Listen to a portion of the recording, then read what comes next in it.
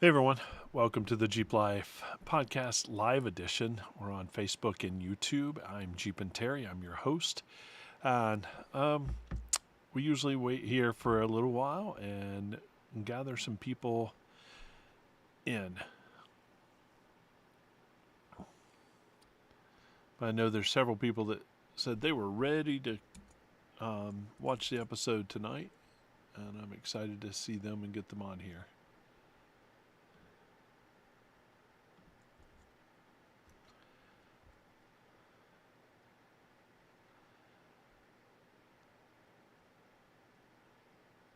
There's our first viewer, popped right on. And now we're growing. Here we go. Here we go. Uh, let's see who pops in the comments section first.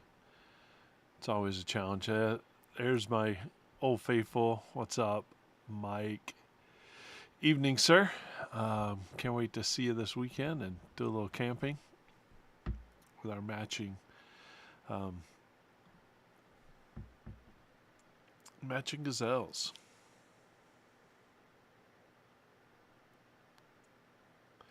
Hey, so one of my friends uh, called me out on some of the photos from working this weekend on the Jeep, and so I wanted to kind of give them a little shout out. And Knoxville Driveline, Knoxville Driveline. Um, if you're in Knoxville and and need some driveline, make sure to check them out. Hey, what's up, Mike? It is going to be a great time. I'm looking forward to it. Need it desperately, and it'll be great. Looking forward to it. I haven't shared this out. Let me go out there and share.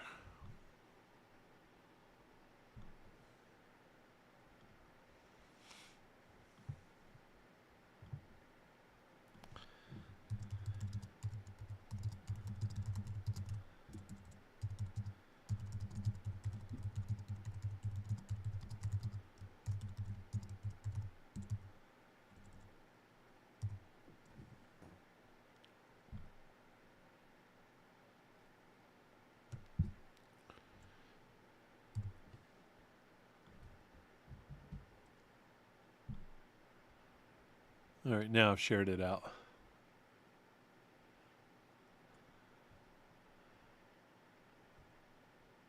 Yeah, we'll catch up on all that around the campfire. Mike, all right. Hey, what's happening? Glenn, good to see you live earlier today. I told you it was going to be about 7:39, and it was pretty much right on 7:39. I tried to make it by 7:30, but yeah, it just my yeah. I'm always trying to rush to get one thing done so that I can go on to the next, and the next is record a podcast or whatever it is. It's I would like a buffer between them, but that doesn't happen that often.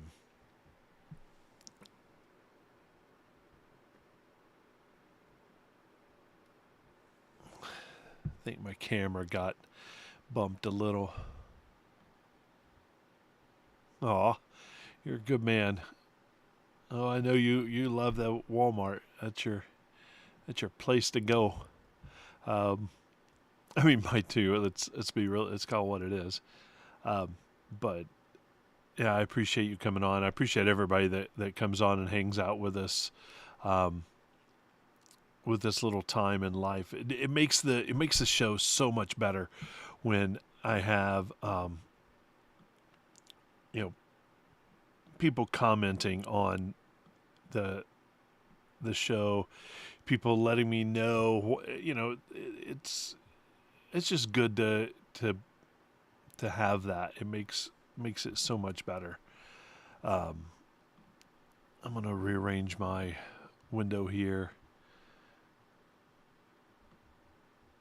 so my show notes, I can read them, and I'm blind, so I have to have everything blown up and bigger so that I can see it. So I give a couple more minutes for a couple people to come on here. If you haven't already, go ahead and share it out. Let your friends know that we do this thing, and they can come watch us live. And if you're watching, jump in the comments, say, hey, how you doing? Are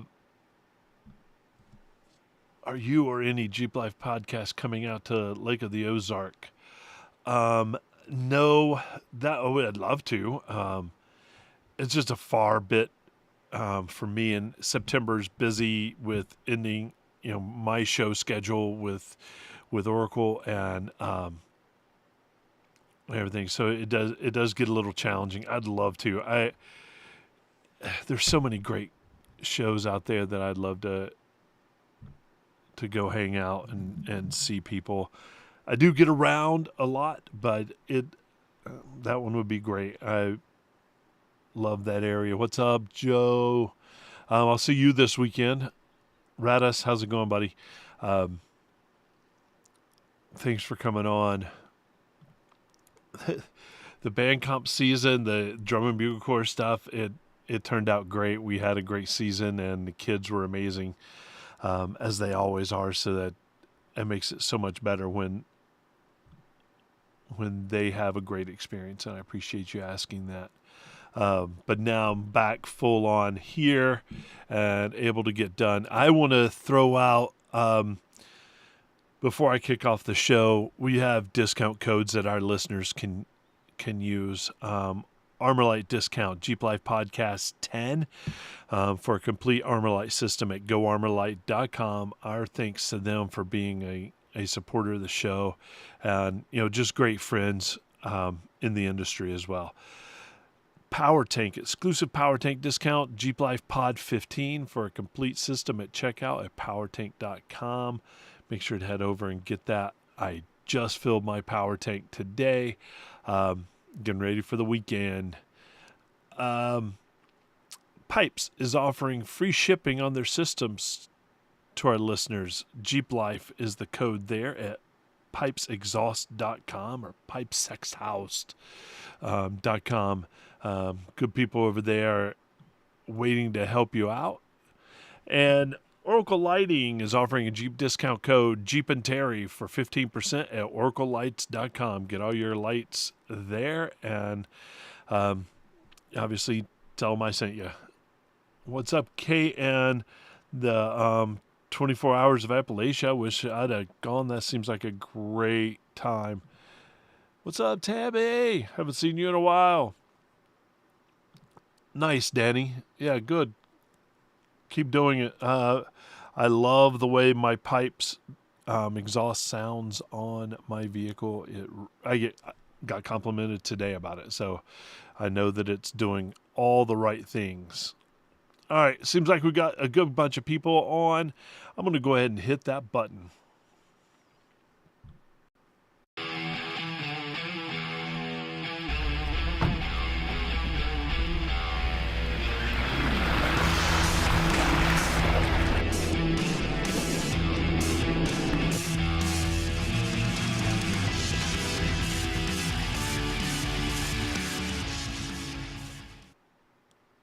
Well, hey everyone, and welcome back to the Jeep Life Podcast with our presenting sponsor, Armorlight, the toughest flooring on the trail.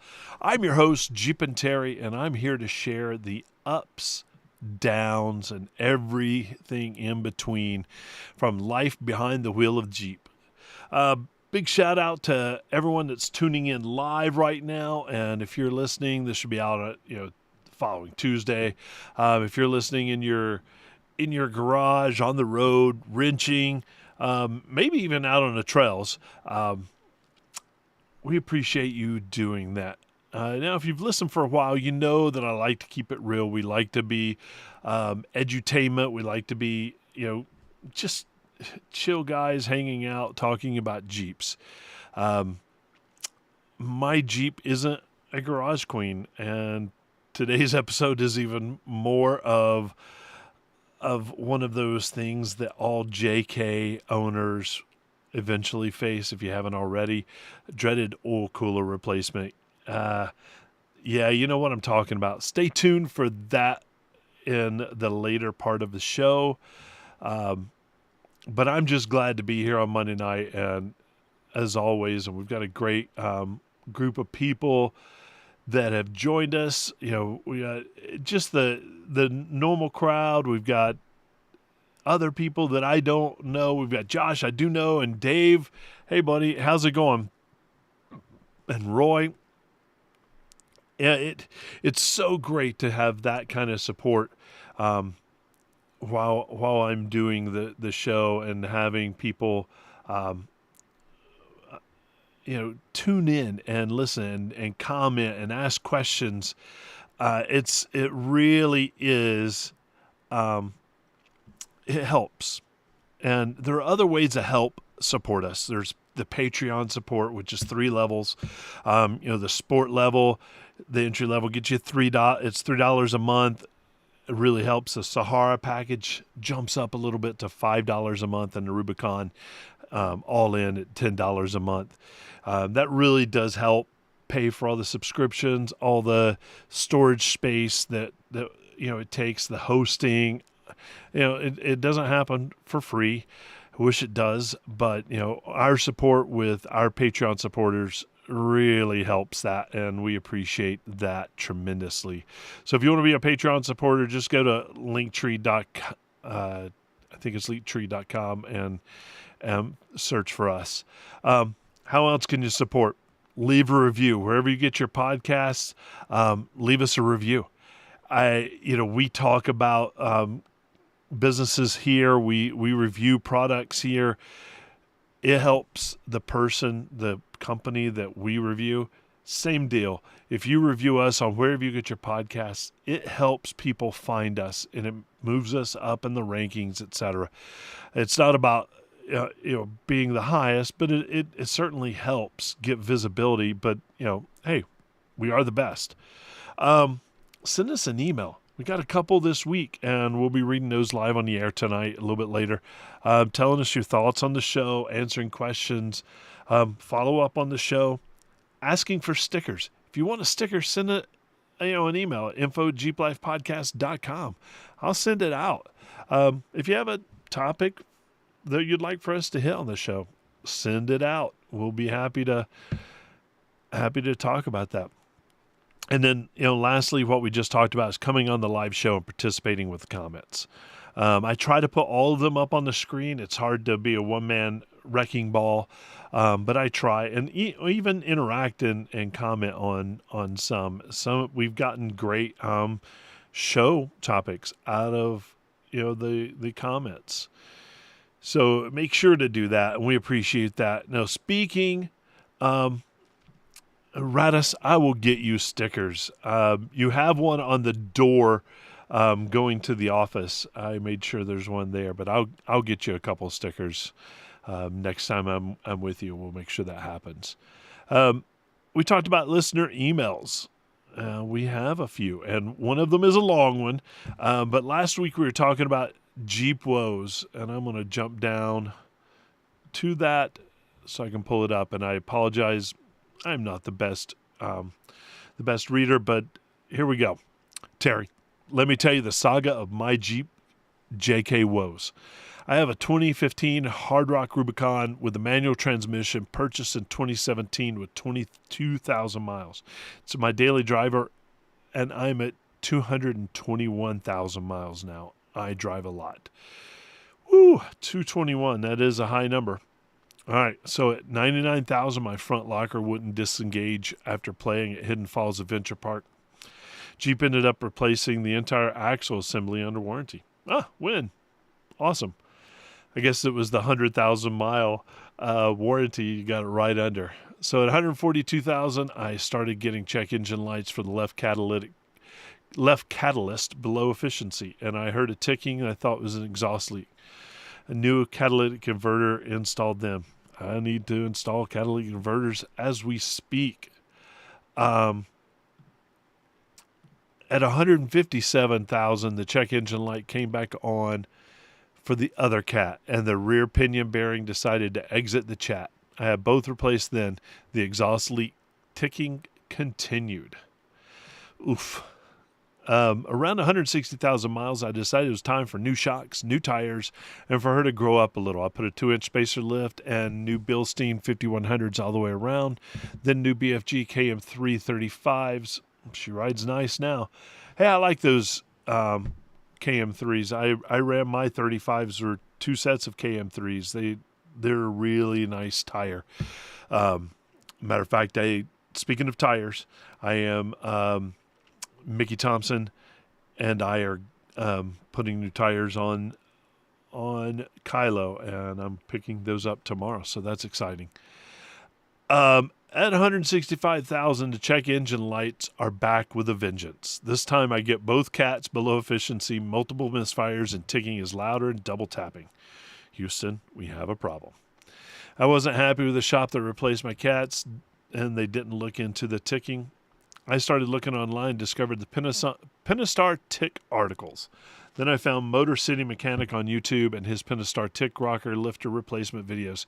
He really does a great job on those videos. After watching them a couple times, I decided I could do that work. Whew. As usual, one thing leads to another. I also had an oil leak under the intake. Well, while I'm there, I've also never changed a spark plug. Might as well. Time to start ordering parts. I'm not going back in here if I have anything to say about this. I ordered a full set of lifters, rockers, spark plugs, MSD blaster coils, new fuel injectors, new Felpro gaskets, and new PCV valve, and an all-metal oil cooler. We're going to get to that a little bit later. Once the parts all arrived, I started the teardown. I got all the way to the left cam, chest, and rut row. That exhaust cam doesn't look good. I had 2 lobes that were very worn. One had ground and edge that was 2 to 3 millimeters tall. Ouch. Time to order a cam and keep going on the other side. Fortunately, that side was easier. The new cam arrived and went in uneventfully. Oh, nice. Now to put new gaskets, PCV valve.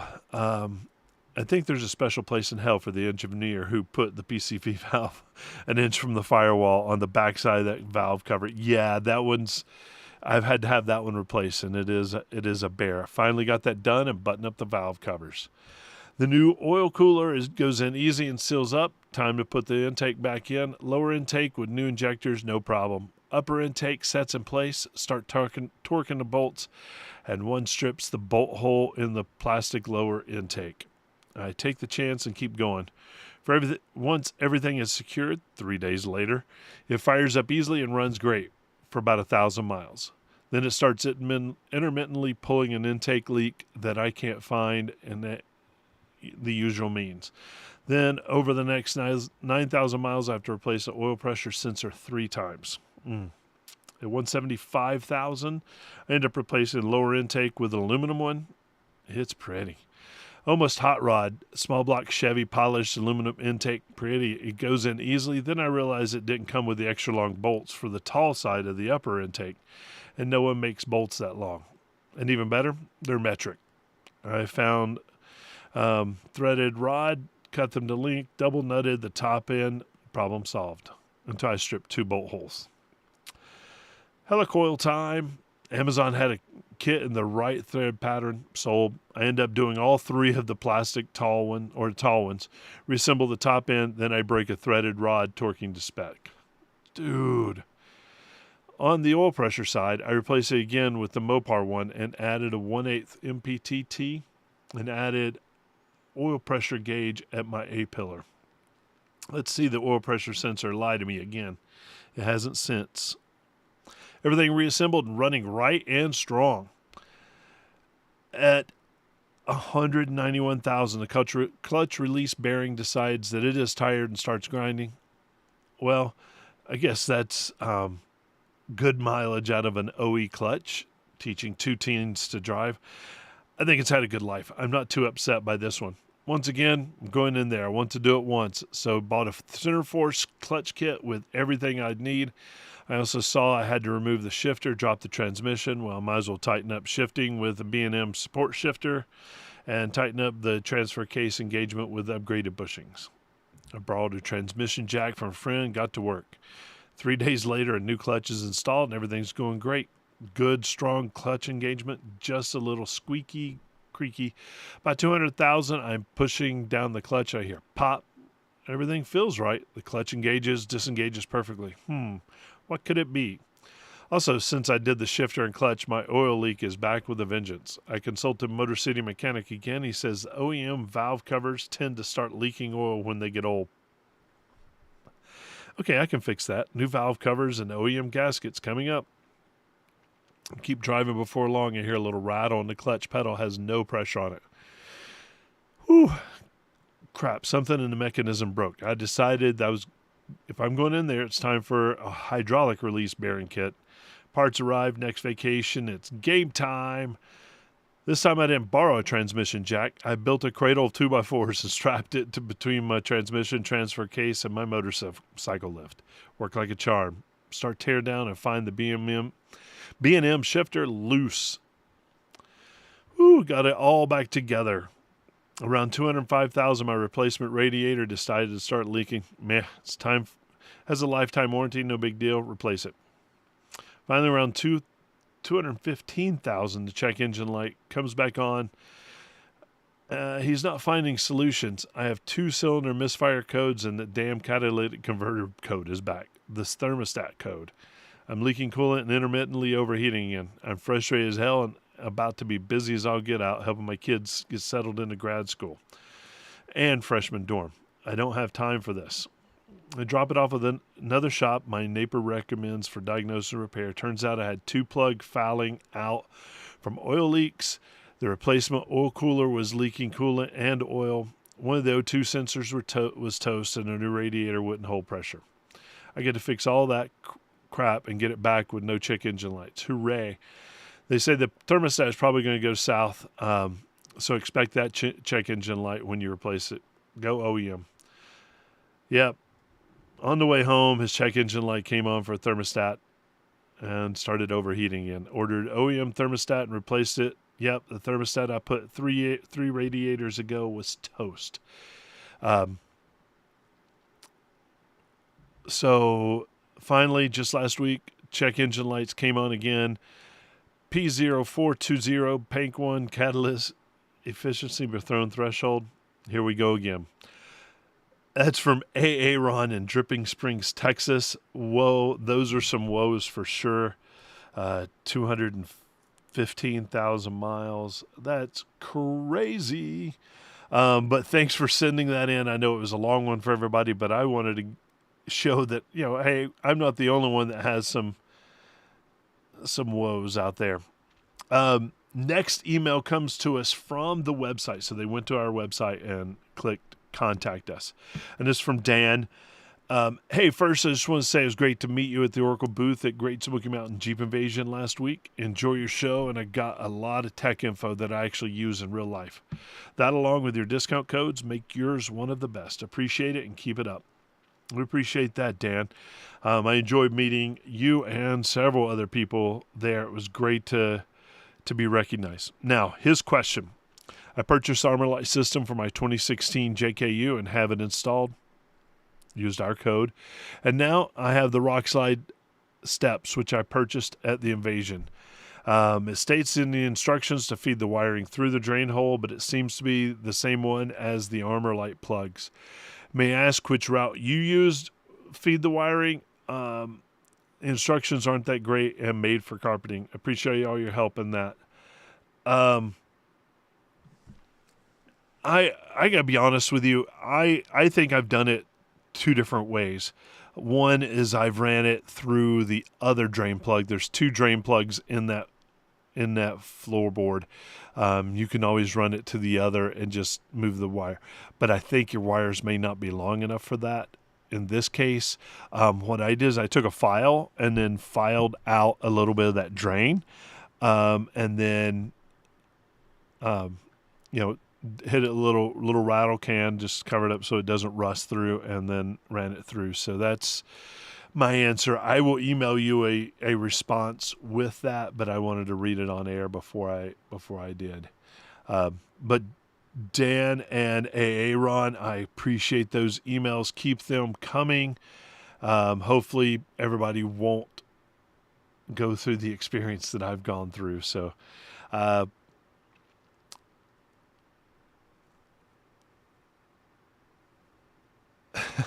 gallons of gas in a Zippo will fix that. Yeah, I think I might would have burned it down as well. Let insurance sort that out. Events. We only have one on the schedule here, and it's coming up September 20th, Fall, New Jersey Jeep Invasion in Ocean City, New Jersey. The ability to park on the boardwalk is sold out, but who says you can't come down and hang out and park in town and walk on the boardwalk and see all the Jeeps?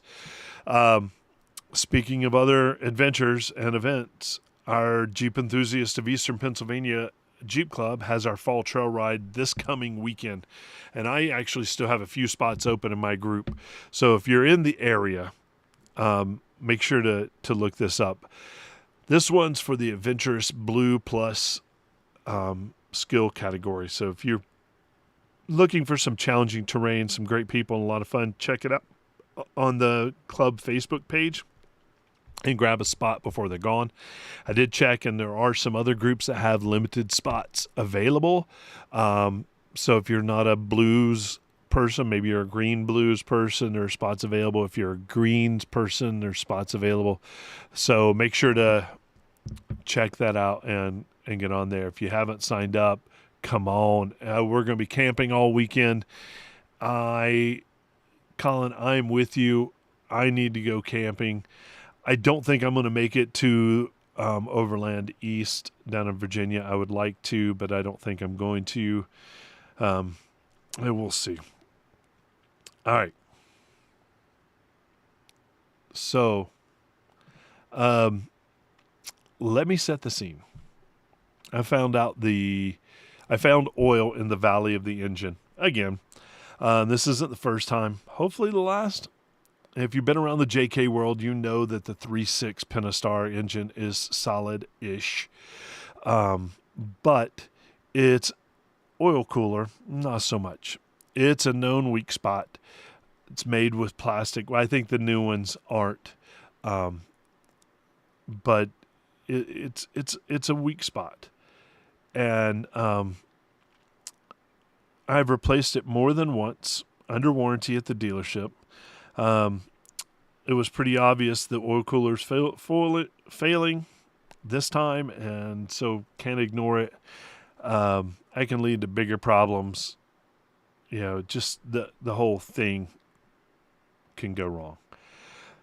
So we're going to get a little nerdy, and we're going to go through or walk through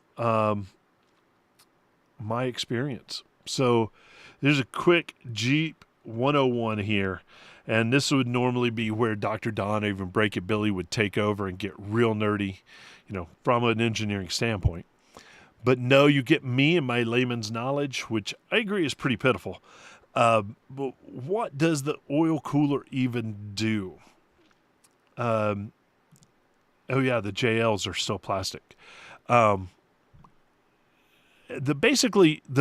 oil cooler helps regulate the engine oil temperature, keeping everything running smooth, preventing the motor from cooking itself, keeps the viscosity going. The issue on the JK is that the stock oil cooler assembly is made of plastic, and it sits directly on the engine in the valley of the V6 engine. So, where you got 3 cylinders right in the middle.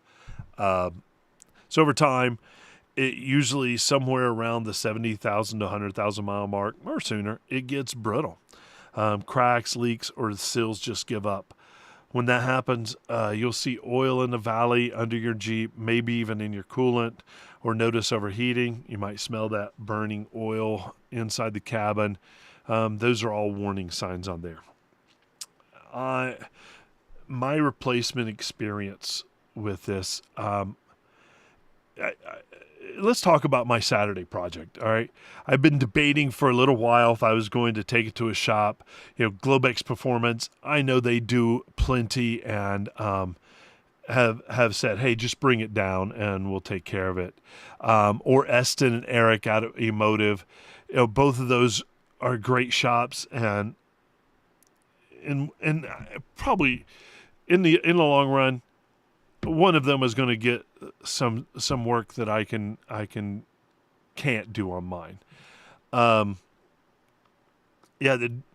Dorman is what I used, Colin, and we'll talk about that in just a minute. But I have done the better part of this repair myself in the past. The first time I got a cylinder misfire code, and underneath,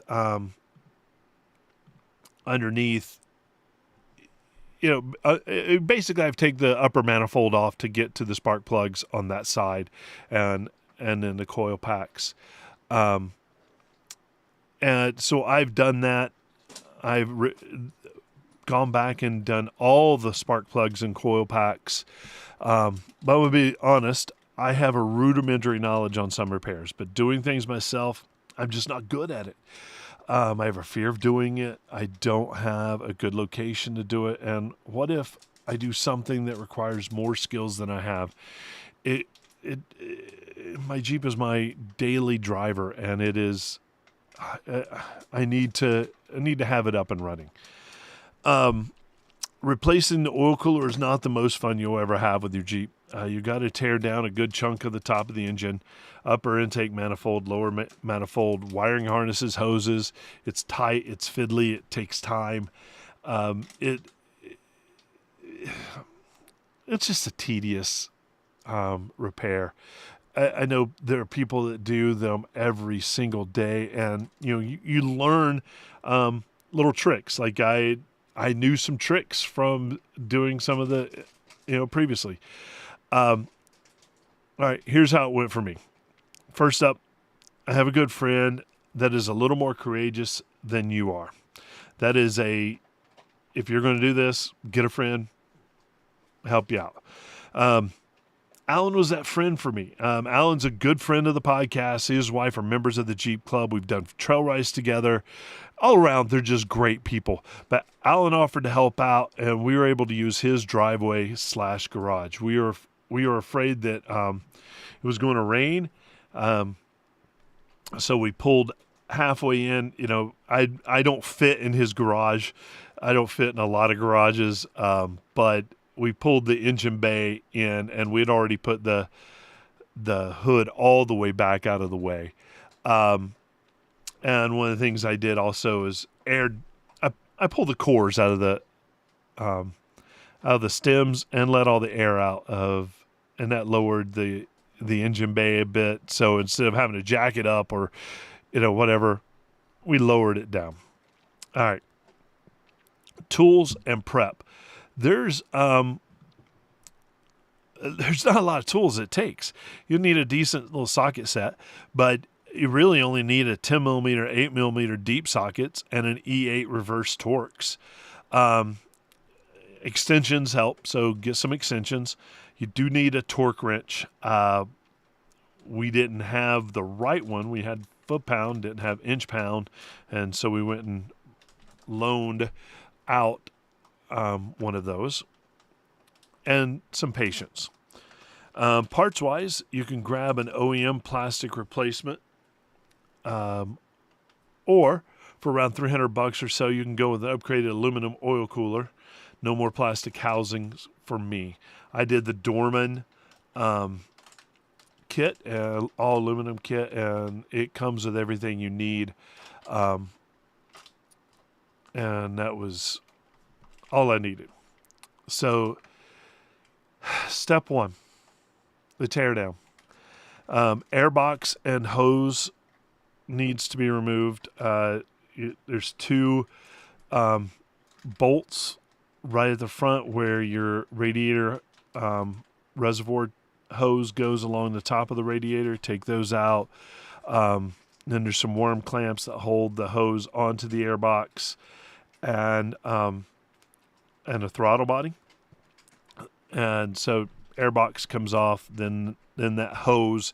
Now be careful when you remove that hose, because is a harness under there where a sensor plugs in, and the clips can and will break. Ask me how I know.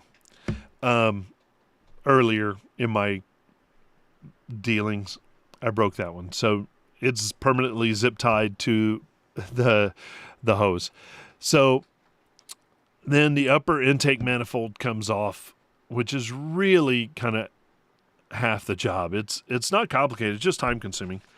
There's hoses attached to it, there's sensors harnesses attached to it, and there's 7 longer, mostly captured 8mm bolts. None of these bolts will be particularly tight. If you remember our email before, it had been over tightened.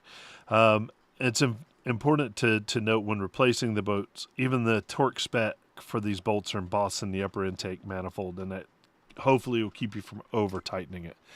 There are 2 bolts on the passenger side that hold it to a bracket that will be completely in your way most of the repair. It's a pain. 4 nuts on the driver's side that attach the bolts to on the manifold that push through slots and other brackets on that side. Those aren't as big of a pain, but you do have to angle the manifold out of those slots. So the upper manifold would come up from the passenger side first and then slide out of those brackets. Hoses, dangling bolts, and generally tight spaces make this difficult-ish. Once you get it out, comes right out. Lower manifold, it's right below there. I had never really taken this one off, but there are 3 or 4 wiring harnesses that connect the fuel rail that needs to be removed on the passenger side. So unlock with the red tab and pull out. Those are tricky, might require a little trim tool or a flat-blade screwdriver for release. Then remove the 8 bolts for this manifold, with one of those being in the back and a little more awkward to get to. Remember that this is leaving the cylinders open and exposed. I recommend putting paper towels or rags in them to keep any metal debris from screws from falling in, because that would be bad. This manifold doesn't need to be fully removed. It can be lifted from the passenger side and then kind of rolled away to the driver's side. At this point, oil cooler is fully exposed, ready to go. And now we're going to swap out the oil cooler. It's pretty straightforward once you have access. There's 5 bolts that hold it on, 2 sensors and a hose in the rear. Once you undo the hose, know that the oil and liquid is going to go into the valley or off the back of the engine. Make sure you have a container or cardboard underneath the vehicle to mitigate the mess that this is going to evidently cause. Have a roll of paper towels or rags to clean up the valley, and that's a good touch to do. It eliminates oil and fluid so it doesn't have to burn off or live there. So get rid of it. Just clean it all out. Now here's where you redo all the gaskets. So you have 6 gaskets that are on the upper part of the manifold. You have 6 that are on the lower part, and they're obvious which one goes where. One will have a little, I call it a loop at the top, and the others will be fully kind of square ovalish. Yeah, that's a good idea. Some kind of turkey baster or syringe to get it out. That's easiest. We didn't have that, so we just sopped it out with paper towels, and that works fine. There are 2 oil O-rings for that. So do all the gaskets. I think it's 12 total, and then on the bottom of the new oil cooler, it should come with gaskets that go there to seal to the engine block. And then there's an O-ring for the filter case it goes on, and then there's a little pipe fitting that fits down into the engine, and that has a O-ring. Get those coated with a small amount of oil for longevity and a good seal. You take the sensors off of the old one and put into the new one. They don't come with sensors, but use Teflon tape when you're doing that. Care should be taken when removing old sensors, as the metal and plastic is brittle, or the seal just won't release. It's locked on there. One of mine did not release, so I had to stop what we're doing, jump in the Corvette with Alan, and run to AutoZone and pick up the right sensor. They had it in stock. So we did that, played around with that. Corvette's so sweet. I love Corvettes. But that was a good little break, if you will, halfway through to kind of break things up. Alan let me drive his Corvette, which, man, driving a lifted Jeep with low gearing, it's crazy how much faster those cars are. All right, so we got back, we put the sensor back in, we started reassembling, and make sure that you refer to the torque specs and torque sequence. Basically for mine, the upper bolts are something like 89 inch-pounds and the lower are 106 inch-pounds, so make sure that you're very exact with that, because there are plastic parts involved with that. You don't want to harm those. Get everything buttoned back together, reconnect all the harnesses, make sure the hoses are connected as you go back up. It's really the reverse of how you took it apart. Taking it apart to me is the harder part. Putting it back together, it's kind of obvious when it's seated, when you get everything torqued, and then when you plug back in all the if one's hanging out there, it's got to go somewhere, so you have to look for whatever sensor that harness goes to, or that hose.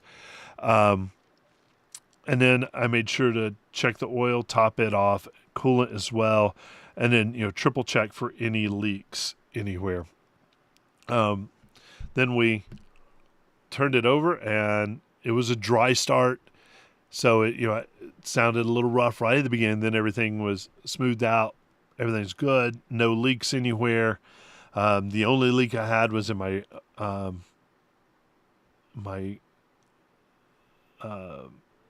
what was it called? Oil reservoir? No, coolant reservoir. Has a leak in it, so I need to replace that. I discovered that's what's going on there. And yeah, Andy, that's a good time to do the plugs at the same time. I'd already had them done not too long ago, or I would have, but so everything's going good with that. But you're right. If you've got it all apart, might as well do the coil packs and the plugs at the same time. Honestly, it took about 4 hours to do. There was a run to AutoZone. The book says 5 to 6 hours for a job. You're looking at close to $1,000 in labor, maybe. I don't know how that. Doing it saved money, but it's a good reminder. Man, Jeeps are going to keep you humble. A professional is going to have tips and tricks and probably be better at it than Al and I were. Don't get me wrong, Alan was amazing. He kind of led the whole thing. He was able to get up and down in the engine bay a little bit easier than me. My knees and back and hips just don't. So my thanks to him. I owe him dearly for offering that. I'm just glad it's done, and it didn't take all day. You're right. The 3.8, all you got to do is keep oil in it, and you should be good with that. It's like the 4.0. It's great. So pro tips and advice. Here's my advice if you're facing an issue. If you got the tools, free weekend, it's doable as a DIY. Do it yourself. If you're not comfortable tearing apart your engine bay, at least part of it, don't feel bad letting a shop handle it. A good shop will have done many of these and are equipped to take care of you. Like I said, I've brought my Jeep to Globex, and they've done amazing work for me. I've taken my Jeep and my kids' Jeep to Emotive. Eric and Eston have blown me away with how great they are. It don't feel bad if that's what you have to do. And then while you're in there, and this goes with Andy, consider doing the upgrades. Consider doing the spark plugs. Always do new gaskets if you get a chance. Clean out your manifold, aluminum housings, plugs, coil packs, all the stuff that you would need to do. And don't ignore the signs. That little oil leak can turn into a big repair if you wait too long.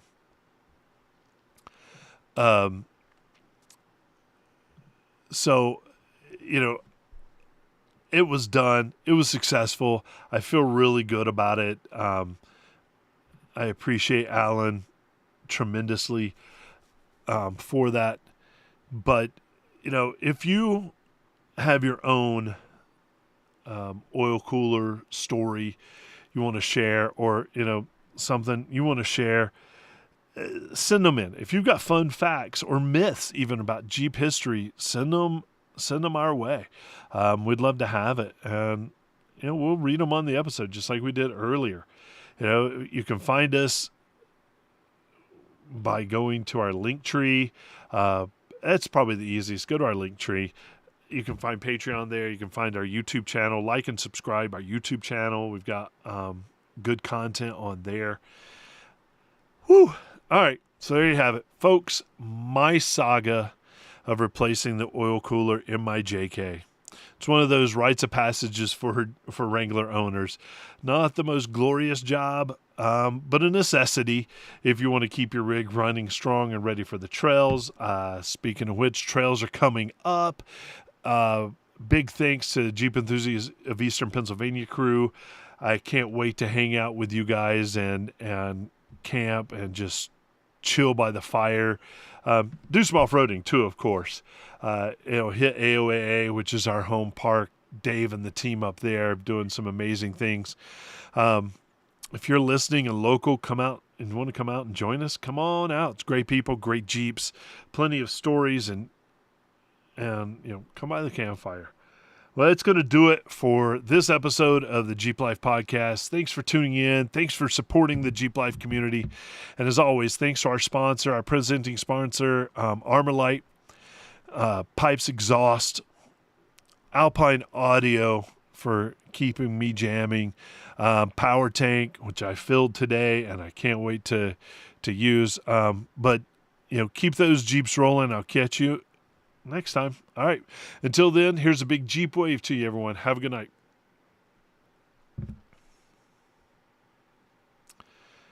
Hey, thanks everybody for hanging out and being on air with us. It really makes the episode that much more fun for me. I appreciate it a bunch. And I hope that I didn't miss anything in my oil cooler exchange or didn't bore everybody to tears. I just think it's something that we've all had to do. Mark, I know you've done it, and oh yeah, there was a lot of cursing and everything, but yeah, it's doable. Kate, Brendan, I'll see you this weekend. Mike, I'll see you this weekend. Joseph, I'll see you this weekend. Everybody else, I'll see you when I see you, and have a great evening, and talk to you soon. See you. Bye.